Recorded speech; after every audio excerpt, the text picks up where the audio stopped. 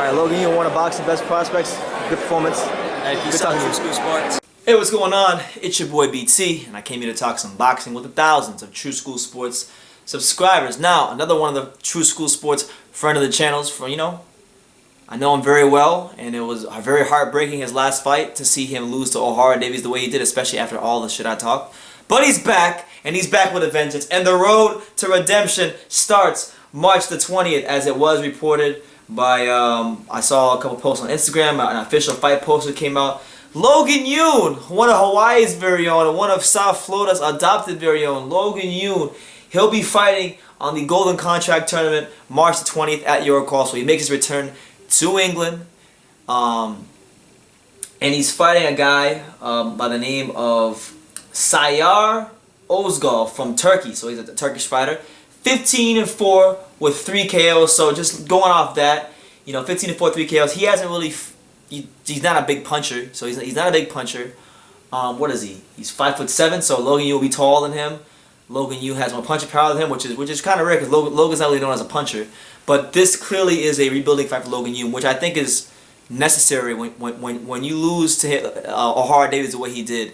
It's necessary to take these kind of steps. You take these baby steps back, and then you step him up gradually over time. And listen, Logan Yoon, for all it's worth, he's still a young fighter. I like this fight for him because Ozgal has been in he's a 19-fight veteran.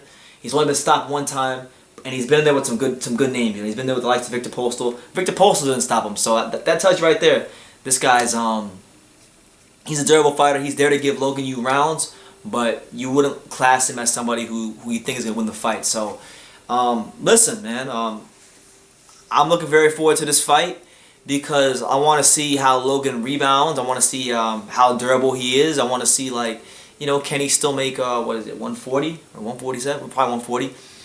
I want to see if he can still make 140 because I know he's a big 140 pounder. He's a tall 140 pounder, and I want to see how he looks. It's unfortunate what happened to him against Ohara Davies.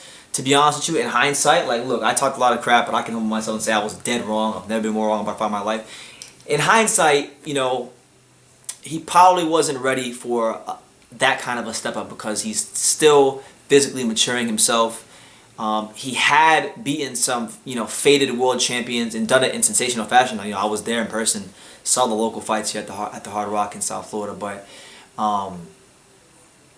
he hadn't really stepped up to even the level below Ohara Davies, let alone Ohara Davies himself. So he didn't know who he was going to fight. Henry Revolta, his manager his manager, and George Yoon, his trainer and father, they took a risk in going to the Golden Contract Tournament. They didn't know they were going to fight Ohara Davies. Who's to say if they would have got maybe one of the other guys in the tournament that things might have turned out differently? Because let's be real. If we look at the tournament and the guys that were in the tournament, Ohara Davies is probably the most durable and strong fighter that there is in the entire tournament. So if he would have fought a Tyrone McKenna or one of the other guys, things end up differently. We're not having this conversation, but unfortunately he got Ohara Davies, which could be a blessing for his career down the line. But the rebuild starts now. I'm still behind Logan Yoon. I want to see him do well, so hopefully he goes in there and he turns in a spectacular performance, and people can see on the night what I saw going to the local fights here in South Florida. Because people were saying, well, BT, how could you hype this kid up so much? This is after the Ohara Davies fight. How could you hype this kid up so much? And he's such a hype job. He proved to be such a hype job on the night. And my answer to them was, look, Ohara was a better man.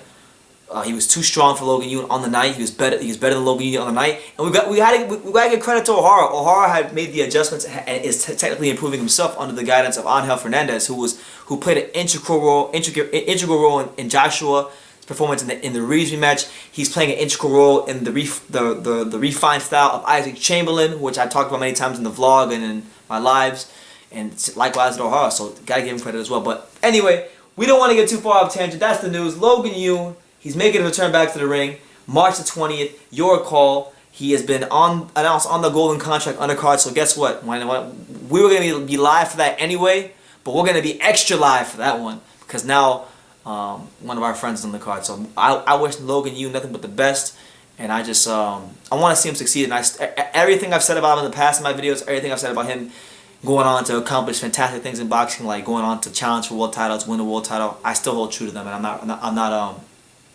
not pulling back on what I said. So with that being said, he's back. Leave me your comments down below. Make sure you take the time to subscribe. Like I say in every single one of these videos, you can love me or you can hate me, but I'm just a kid from Daniel. So until next time, take care, guys.